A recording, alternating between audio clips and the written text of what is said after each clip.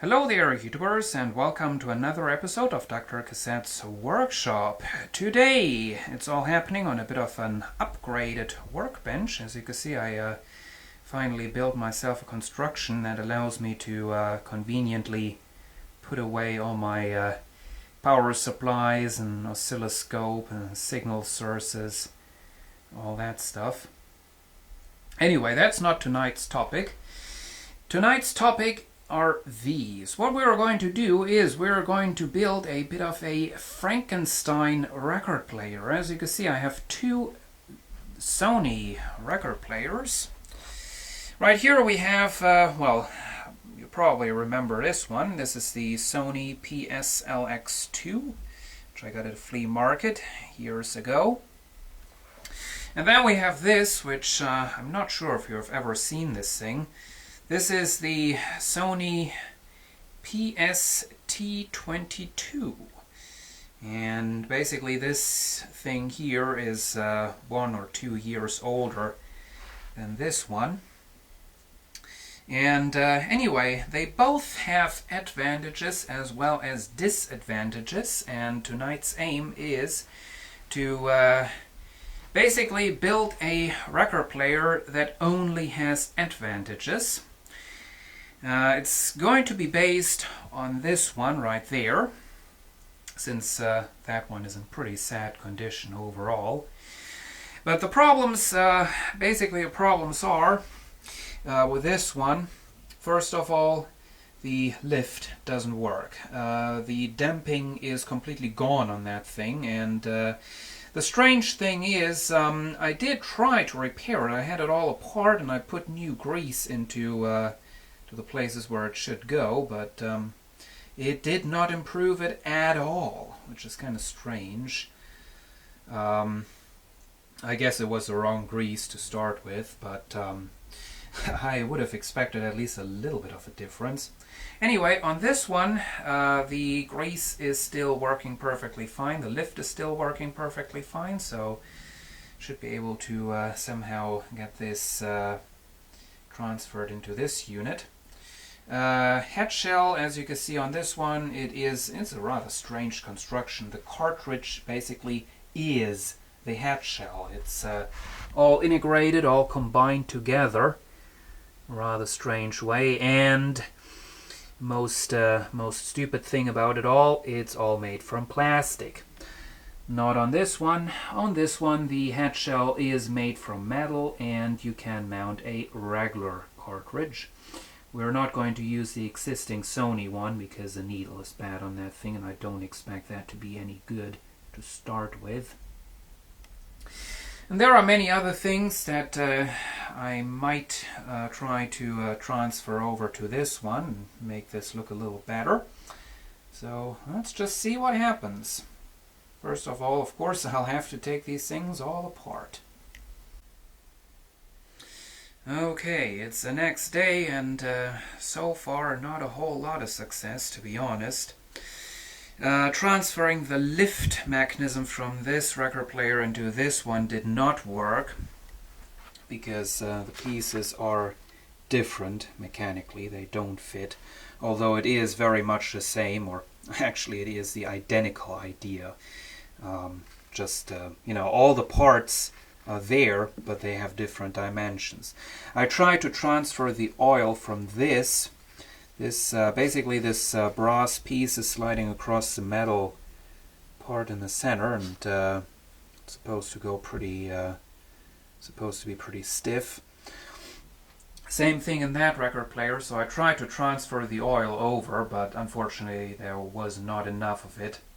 I did find out that a store in Hanover has the right kind of oil that I need for €5.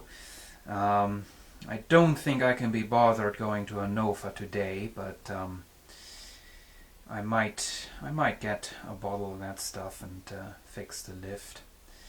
Anyway, something I did manage to do successfully was transferring the feet from this record player over to this one. And because see, these ones, they aren't much nicer. They have a bit of a plastic surround and then rubber insert with felt and all that.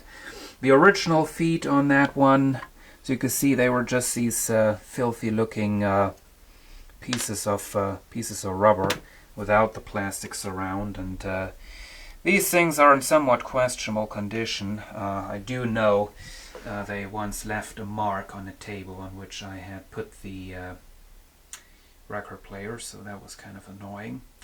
The other thing that I almost successfully broke, well, I tried to transfer the fancier looking anti-skating adjustment knob over to this unit, and I screwed up the anti-skating system. Well, I got it fixed. It's basically a little spring pushing against a post on the tone arm assembly, and well, it was a bit tricky, but I finally found the only position in which the spring is actually going to do something, so I'm assuming that that's all fixed. Anyway, let's move on and see what else I can do. This is how it looked before. And this is how it looks afterwards. Much fancier. Okay, bottom cover is back on. Using screws from the other record player, I was able to finally take advantage of all the screw holes that Sony had put there, but just decided not to use. Anyway, I will admit it is not half as exciting as I thought it would be. Turns out the record players, although they are very, very similar, are still too different to really exchange a whole lot of parts, unfortunately. Anyway, now it is time for some redecorating. Well, I just came to realize I never gave this thing a proper cleaning ever since I got it, and since it was owned by smokers, there was a lot of yellow, brownish nicotine junk on there, so cleaned that all up, and well, as you can see, one thing is still missing, and I don't mean the cover, I mean that thing right there. Well, we're not going to use the cartridge that it originally came with. I did actually buy a brand new stylus for this thing for a ridiculous amount of money. Moving Magnet XL150. As you can see, the whole thing, it's all plastic. It's all plastic, and it's all kind of integrated and proprietary. It's kind of a weird thing. I mean, this isn't the standard connection anyway. This is much smaller. Well, what I'm going to use is I'm going to use this thing.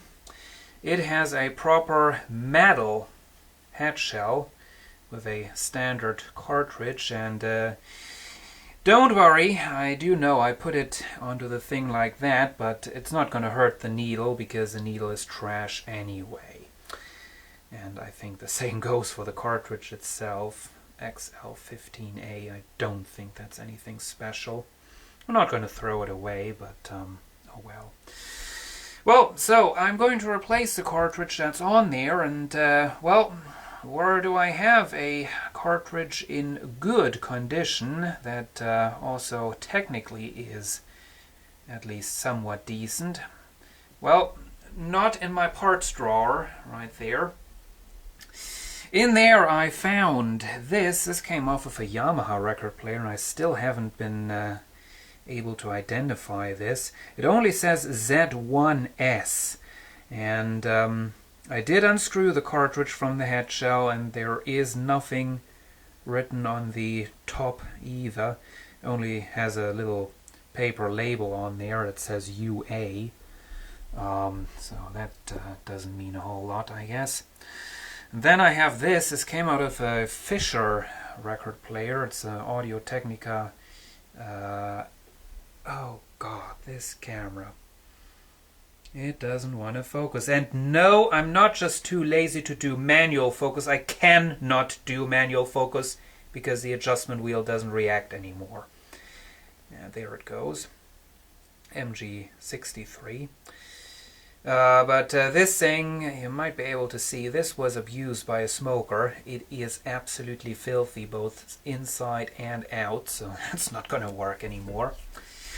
So I will have to cannibalize another record player. That one right there, this piece of garbage, the dual DJ record player. It came with an Audio-Technica cartridge, and I'll be using that. Success! There it is. Took off the original cartridge, cleaned the head shell, and mounted the new one. And yes, it is sitting all the way back. There is a reason for that.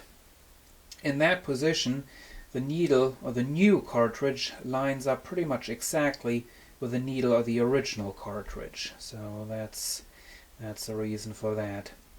Unfortunately, screw is looking through up there. That's looking kind of crappy, but oh well. At least the head shell covers up the label that says Made in China on the cartridge. Some more finishing touches. Now the one thing I'll still have to do is to soak the rubber mat. That is still very, very filthy.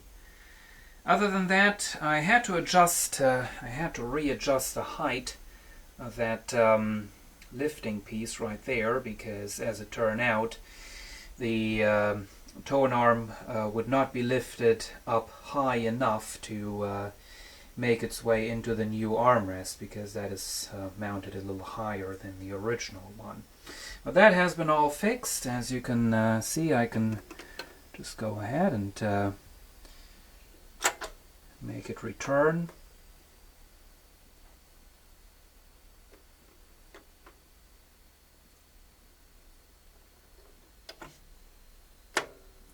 So that works. And I finally also cleaned the cover. Yes, I was always wondering why that thing was looking so yellowish. Well, not a big surprise. This has never been cleaned before and was owned by a smoker. Well, as you can probably see, it now is very nice and transparent. Doesn't look like brand new, but it definitely is okay. So, next thing to do is to go ahead and hook it all up and do all the adjustments with a tone arm. I'll have to look up the necessary counterweight for the cartridge and all that. Can't do that right now. And here we have the Frankenstein record player in its new home, and this is also the reason why I had to have this record player. I do have other record players, not necessarily better, but fancier. The problem is the wall right there. As you can see, on this one, the cover just manages to stay open. The same was for the Technics belt drive turntable that I previously had in this place. Now this, by the way, is only a temporary solution. I am hoping to get a Technics direct drive quartz locked turntable in the near future. But anyway, some additional things I did to this one. Of course, adjusting the counterweight and anti-skating and all that stuff. I ended up setting it to 2.5 grams. I first tried 2, but the bass response wasn't very good at 2. It's much better on 2.5, so that is that. I also realigned the cartridge. Now, as you've just seen, I aligned it previously, just by looking at the whole thing.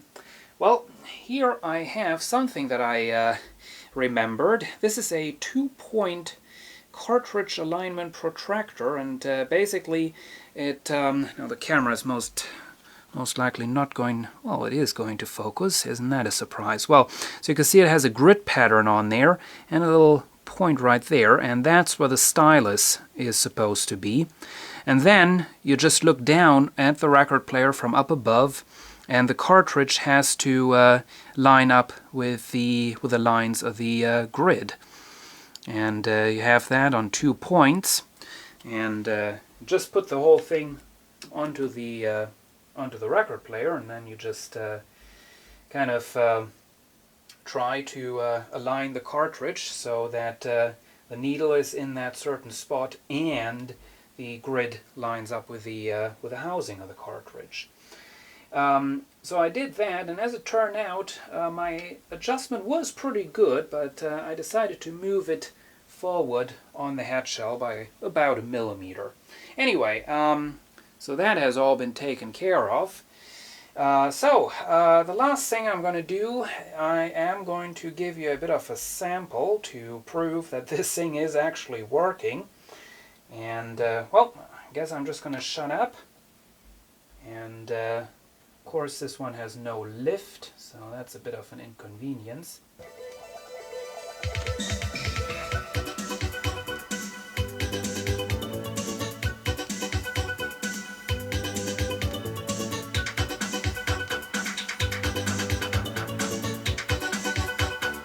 Thank you for watching!